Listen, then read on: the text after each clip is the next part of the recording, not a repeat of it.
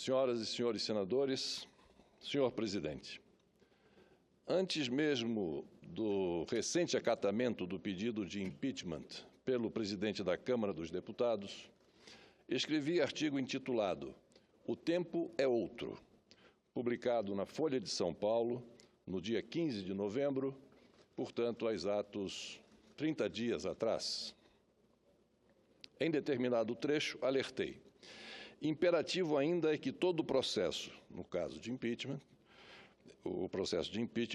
que todo o processo seja respaldado por sólida e consagrada base constitucional, legal e regimental, a menos que a suma justiça altere pela terceira vez seu entendimento. Era uma premonição.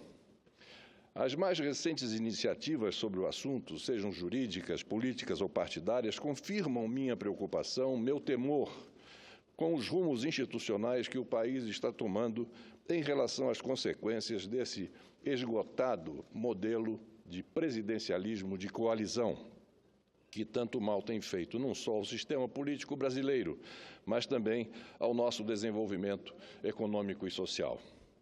Senhor presidente, senhoras e senhores senadores, hoje não tenho mais dúvida de que o impeachment virou uma solução que, a despeito de se tratar de um instituto constitucional, varia ao sabor do governo de ocasião, do presidente do momento e dos partidos e autoridades de plantão. Sabemos que a aplicação desse instrumento está integralmente ancorada no fator político. Numa democracia, isso faz parte da sua natureza e da própria dinâmica do processo. Contudo, senhor presidente, o que chama a atenção hoje é a fragilidade com que as instituições e alguns de seus protagonistas estão tratando a questão jurídica que reveste um processo dessa magnitude. É estarrecedor o que tem acontecido nas últimas semanas. É inacreditável que, depois da experiência do país com o processo de impeachment em 1992, ainda haja dúvidas e questionamentos quanto ao seu rito legislativo. Não é crível aceitar que, neste momento, mais uma vez, a discussão em torno de suas regras volte à tona como se fosse novidade na cena política, como se fosse produto de um novo feitio de golpe, como se, enfim, não houvesse jurisprudência. Até quando, senhor presidente, a insegurança jurídica permeará uma ação dessa importância no momento de crise aguda por que passa o país? Até quando, senhor presidente, o Brasil pautar-se-á pelos conteúdos circunstanciais de pareceres e interpretações momentâneas ao sabor das conveniências?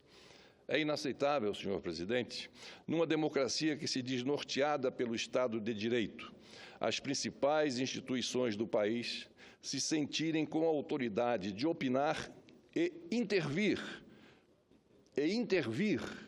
nas prerrogativas do Parlamento.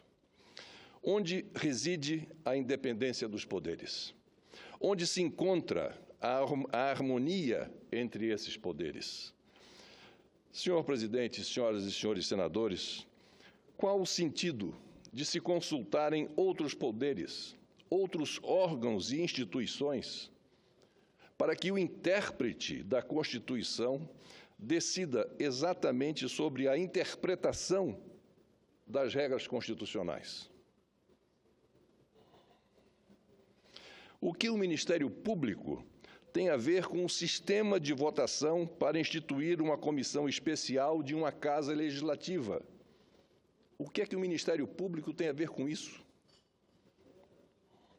O que a Advocacia Geral da União tem a ver com o simples ato de acatamento de uma denúncia junto ao Parlamento? O que o Poder Executivo, na figura da Presidência da República, tem a ver com a indicação de um líder partidário para designar membro de uma comissão interna da Câmara dos Deputados? Vejam quantas interferências dentro do nosso poder legislativo. Será que os atuais personagens ainda não entenderam o que são os poderes de um Estado democrático e os fundamentos de uma república? Será que as autoridades não se deram conta da gravidade dessas iniciativas e de nossas decisões aqui no Congresso? Senhor presidente, a experiência por que passou o país em 1992, embora esmaecida nas mentes da população, encontra-se consolidada nas decisões institucionais da época. Nesse sentido, vale historiar e trazer a verdade a esta casa de alguns dos fatos ocorridos há quase 3 décadas, de forma a contextualizar o que ocorre hoje à luz dos acontecimentos daquele ano. Em 1989, provocado por um pedido de impeachment do então presidente da República, o Supremo Tribunal Federal decidiu pelo entendimento de que a Lei 1079, de 1950, não havia sido recepcionada pela nova Constituição de 1988. Sem uma regulamentação, o pedido de impeachment foi então prontamente arquivado. O acórdão dessa decisão teve sua publicação pendente por quase 3 anos. Esse foi, portanto, o primeiro entendimento do Supremo Tribunal Federal. Em 1992, diante do assodamento político que tomou conta do país perante o pedido de impeachment, a Suprema Corte se valeu daquele acórdão não publicado para alterá-lo em sentido diametralmente oposto. Passou a entender que muitos dos dispositivos daquela lei de 1950 estavam, sim, recepcionados pela nova Constituição. E mais, em análise de um mandato de segurança, o Supremo, por entender que se tratava de questão interna corporis,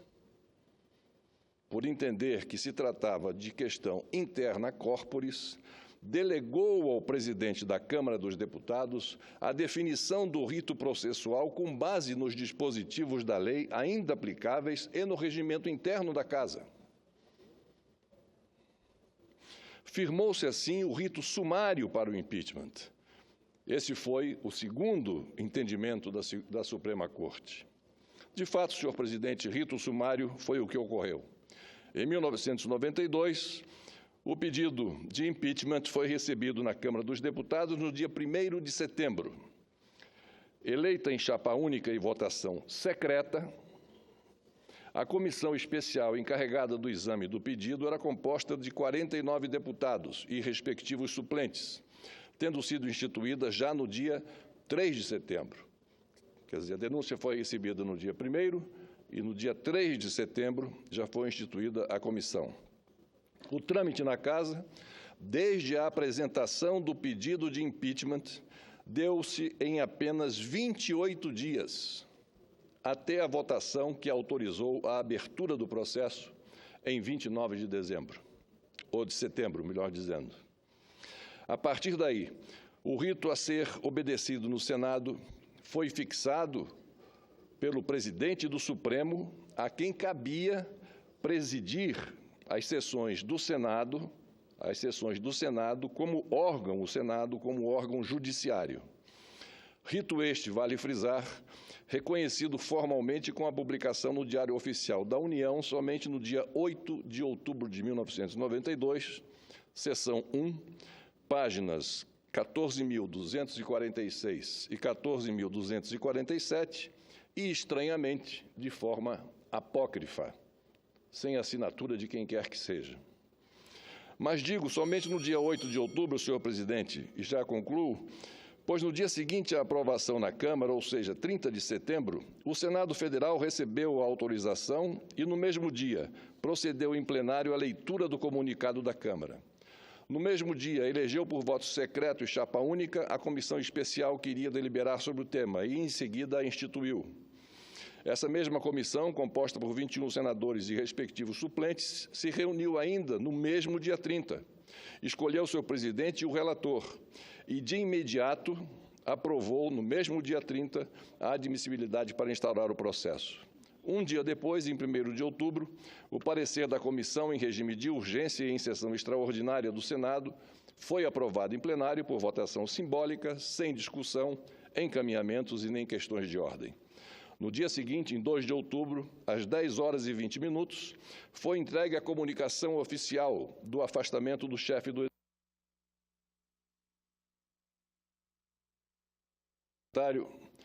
pelo primeiro secretário do Senado Federal, onde se daria o julgamento em até 180 dias.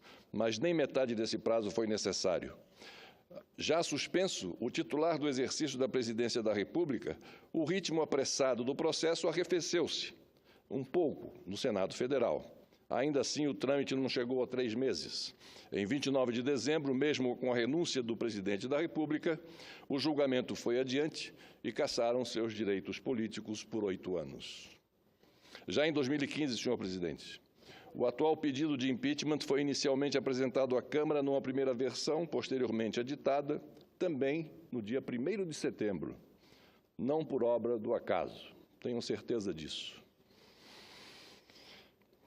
A mesma data de 1992. Portanto, se os mesmos critérios, os mesmos prazos e, principalmente, se as mesmas disposições políticas de outrora tivessem sido adotadas agora e com a eventual aprovação na Câmara dos Deputados, a presidente da República hoje, imaginem, já estaria afastada há 75 dias. Estaria ainda a apenas 14 dias do julgamento final no Senado Federal. Senhor presidente, nesses 23 anos, a Constituição Federal de 88 continua em vigor. A Lei 1079 de 1950 continua a mesma. O regimento interno da Câmara não se alterou quanto aos dispositivos correspondentes, mas os principais personagens não são mais os mesmos. Repito o que escrevi, o tempo é outro, senhor presidente. É claro que tanto a Constituição como a lei do impeachment e os regimentos das casas do Congresso podem ser alterados. Para tanto, 2 condições são necessárias. Uma, que sejam efetuadas pelo Parlamento. Que sejam efetuadas pelo Parlamento, a quem cabe legislar. E que as modificações ocorram em períodos de estabilidade política e institucional. Como bem asseverou no último domingo o ex-ministro do Superior Tribunal de Justiça, Gilson Dipp, o próprio judiciário deve ser comedido. Para ele, o judiciário só pode se manifestar, mesmo que provocado, naquilo que for de índole constitucional e não de processo legislativo, de aspectos que estão reservados à lei ordinária ou aos regimentos internos dos órgãos. Em suma, se o Supremo Tribunal Federal voltar a deliberar sobre o tema de modo diverso do que foi fixado em 1992, será o 3º entendimento distinto em cerca de 30 anos de vigência da Carta Constitucional. Por tudo isso, senhor presidente, a essa altura, com um processo de impeachment já em curso, não há como vislumbrarmos novas regras, novas interpretações à luz de uma base jurídica pacificada e que não se alterou. Isso sim seria uma decisão ahistórica. Isso sim seria, ao mesmo tempo, um golpe no passado e no presente.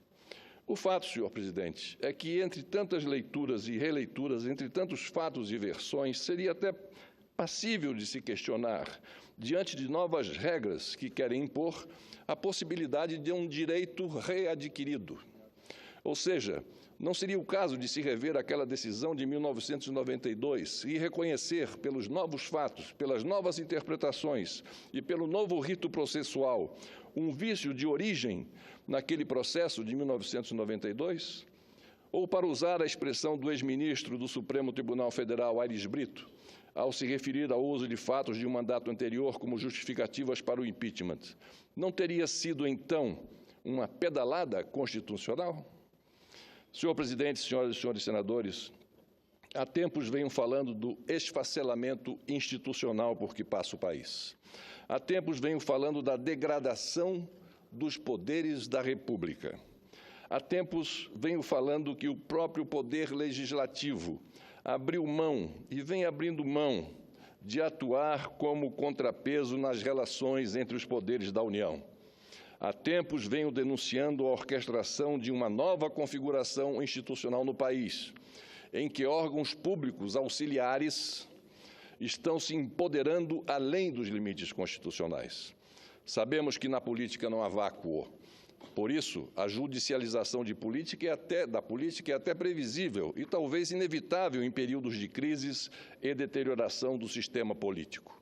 Contudo, o risco que não podemos correr, sob pena de toda a sociedade perder de vez seus valores, sua referência e sua segurança maior, é a politização da justiça. Por tudo isso, de qualquer forma, depositamos inteira confiança no equilíbrio, no zelo e na experiência do atual Supremo Tribunal Federal. Era o que tinha a dizer, senhor presidente, agradecendo a condescendência de Vossa Excelência em relação ao tempo que me foi concedido. Obrigado, senhoras e senhores senadores. Obrigado, senhor presidente.